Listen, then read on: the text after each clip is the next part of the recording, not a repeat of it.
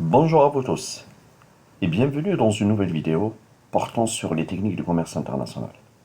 Aujourd'hui, et dans cette vidéo, nous allons voir en détail comment calculer le fret aérien tout en suivant la règle d'une tonne est égale 6 mètres cubes. Pour ne pas tarder, passons directement à l'énoncé. L'énoncé est comme suit. Votre entreprise installée dans la région parisienne, dans la région de Paris, exporte régulièrement par voie aérienne, c'est-à-dire par avion, des accessoires de mode. À destination de qui? À destination d'un distributeur américain installé à New York. C'est-à-dire ici, vous êtes exportateur, vous exportez régulièrement, d'une façon régulière, ce qu'on appelle des accessoires de mode, bijoux, etc.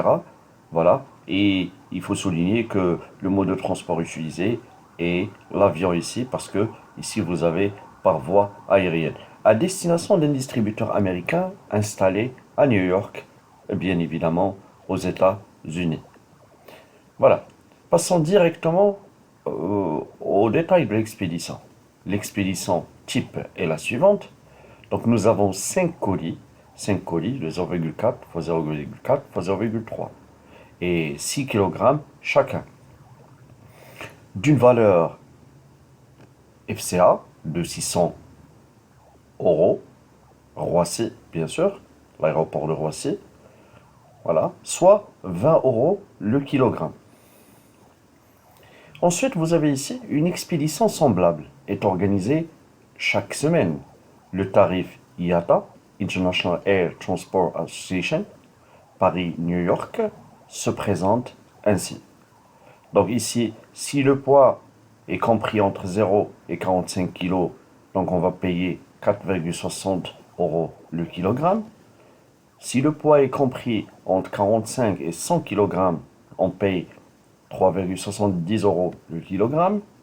Si le poids est compris entre 100 et 500 kg, on paye 2,70 euros le kilogramme. Plus de 500 kg, on paye 2,20 euros le kilogramme, avec un minimum de taxation de 50 euros. Bien, ça concerne l'énoncé. Maintenant, on passe directement au travail à faire. Voilà. Pour le travail à faire, quelle somme payerez-vous pour le fret? Voilà. Donc pour calculer la somme que nous allons payer pour le fret, nous allons passer par plusieurs étapes. Et la première étape consiste tout simplement à calculer le poids réel de l'expédition. Le poids réel de l'expédition est comme suit. Donc c'est 5 fois 6, d'où viennent les 5? Nous avons 5 colis, d'accord? Voilà. Et chaque colis, et son poids est de 6 kg. Donc on va multiplier les 5 fois 6, c'est ce que nous avons ici, et ça nous donne 30 kg. Deuxième étape, on va s'intéresser au volume de l'expédition. Au volume de l'expédition, comment on s'intéresse au volume de l'expédition? On fait la même chose, mais cette fois-ci avec les dimensions du colis. Voilà. Quelles sont les dimensions du colis? 0,4 fois 0,4 fois 0,3 que multiplie les 5 colis que nous avons ici. Voilà, c'est ce que nous avons ici. Donc le volume de l'expédition, c'est 0,4 fois 0,4 fois 0,3 que multiplie 5, ça nous donne 0,24 mètres cubes. Voilà. Troisième étape, comparaison. Comparaison du volume avec le poids réel. Voilà. Tout en prenant en compte ce qu'on appelle la règle.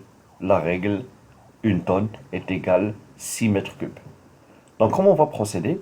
On va prendre les 0,24 que nous avons ici en mètres cubes, qu'on va essayer de transformer en kilogrammes. Parce qu'ici nous avons kilogrammes, donc c'est normal qu'on doit avoir ici le kilogramme pour pouvoir les comparer.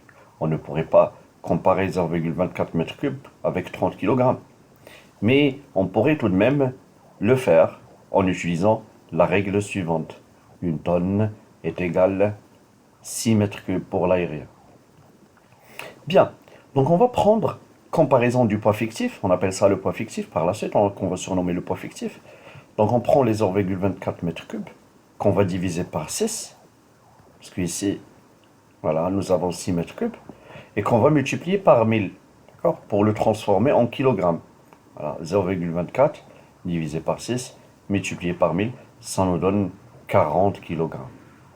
Donc, comme 40 kilogrammes, qui est le poids fictif, est supérieur à 30 kilogrammes ici, qui est le poids réel de l'expédition, et en tenant compte de la règle du transport aérien, une tonne, bien sûr, est égale à 6 mètres cubes, donc le poids taxable est de 40 kilogrammes. Donc, on va retenir le poids le plus élevé. Donc, la tarification du fret se fera sur ce qu'on appelle le poids le plus élevé. D'accord?